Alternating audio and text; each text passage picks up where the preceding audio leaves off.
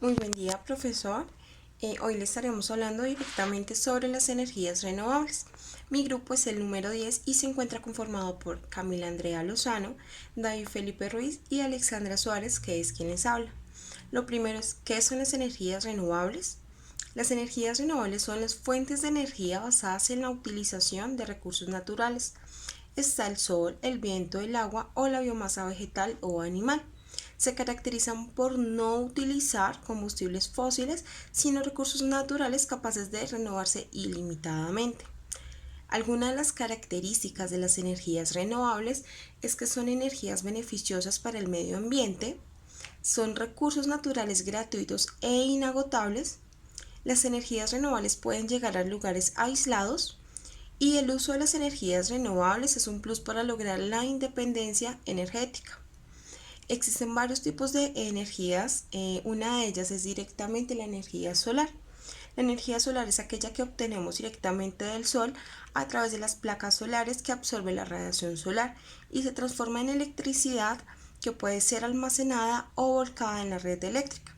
También existe la energía solar termoeléctrica, que es aquella que utiliza la radiación solar para calentar un fluido, un ejemplo el agua, hasta que genere vapor y accione una turbina que genera electricidad.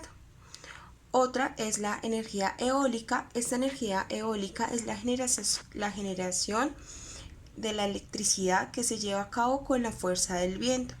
Los molinos de viento que están en los parques eólicos son conectados a generadores de electricidad que transforman energía eléctrica el viento y hace girar sus aspas. Bueno, siguiendo los tipos de energías renovables, tenemos la energía hidráulica o también conocida como la energía hidroeléctrica. Es aquella energía alternativa que se obtiene del aprovechamiento de energías cinéticas y potenciales de la corriente, del agua o de saltos de mareas, ya sean mediante molinos o presas. También tenemos el biomasa, que la energía biomasa consiste en la combustión de residuos orgánicos de origen animal o vegetal con producto biodegradable como serrín, cortezas y todo aquello que pueda ir al contenedor marrón. Se puede prensar un combustible que prenda el fuego de modo yesca, siendo susceptible el carbón por este producto y a gran escala pudiendo ser utilizado para la producción de energía de forma más renovable. También tenemos el biogás. ¿Qué es el biogás? El biogás es una energía alternativa producida biodegradando materia orgánica mediante microorganismos en dispositivos específicos sin oxígeno. Así se genera un gas combustible que se puede utilizar para producir energía eléctrica. Bueno, en la aplicación del CDIO vamos a implementar paneles solares, entonces vamos a explicar cada paso de este proyecto. Entonces, en concebir, teniendo en cuenta que este es una de las energías más comunes utilizadas en los últimos tiempos, se ve la necesidad de implementarlas en lugares de nuestro cotidiano vivir, empresas pequeñas, medianas y grandes viviendas comunes. Para continuar con las fases de nuestra implementación CDIO, vemos diseñar, en donde es evidente que se debe hacer una serie de pasos pues, para el cumplimiento del mismo.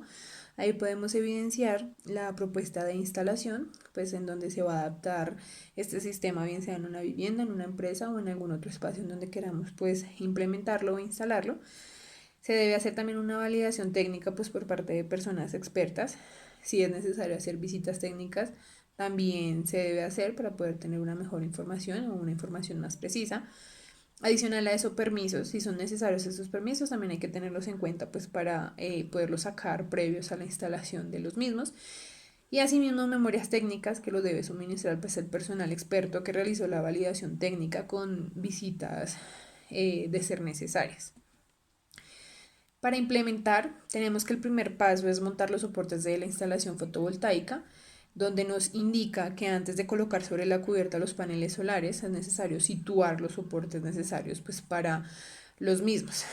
Dependiendo de la tipología e inclinación de esta, Variaría el tipo de estructura a utilizar. La idea principal es lastrar la estructura pues para evitar el llamado efecto vela, que este básicamente es asegurarse de que los paneles o las estructuras no salgan volando debido al efecto del viento. El segundo paso que tenemos en esta parte de implementar es la fijación de la cubierta y de las placas solares. Allí, una vez ubicada la estructura, debemos fijarla a la cubierta y colocar sobre ella los paneles fotovoltaicos. También, dependiendo de la tipología e inclinación de la misma, este proceso se lleva a cabo de diferentes formas. En esta parte es importante pues tener en cuenta que el anclaje de la estructura pues del soporte variará en función de la cubierta sobre la cual irá anclada. Una vez anclada la estructura sobre la cubierta, los módulos se colocan y fijarán a la misma tras lo que se interconexionan entre sí, para por último ser conectados al inversor. En la parte de operar podemos ver que el primer paso es la interconexión de los paneles. Se realizan en serie entre los módulos de una misma fila o string. Y también se puede hacer en paralelo para conectar las filas entre sí en función de la configuración paneles inversor. Esto se realiza mediante los llamados conectores MS4 para conectar los módulos en paralelo o directamente al inversor. Como segundo tenemos la conexión de las baterías.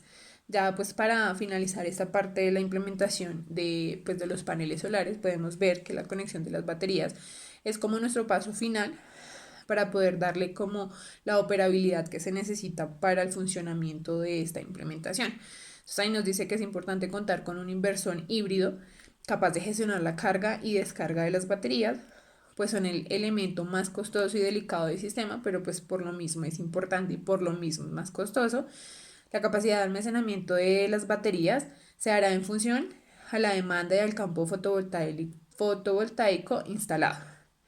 Ahí también nos hace referencia a que hay varias formas de hacerlo, pues también dependiendo de la atención y capacidad necesaria y pues también de las necesidades que se requiera, teniendo en cuenta la utilidad y el uso que le tengamos o le queramos dar a esta instalación.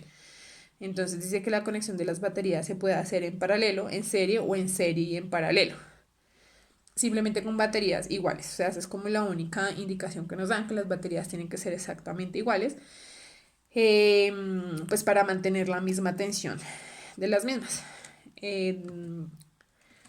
Ya este es el último paso, pues como les acabo de mencionar, en donde ya conectando estas baterías podemos darle inicio a la operabilidad de esta instalación y ya nos debe funcionar correctamente pues nuestro sistema fotovoltaico mediante paneles solares.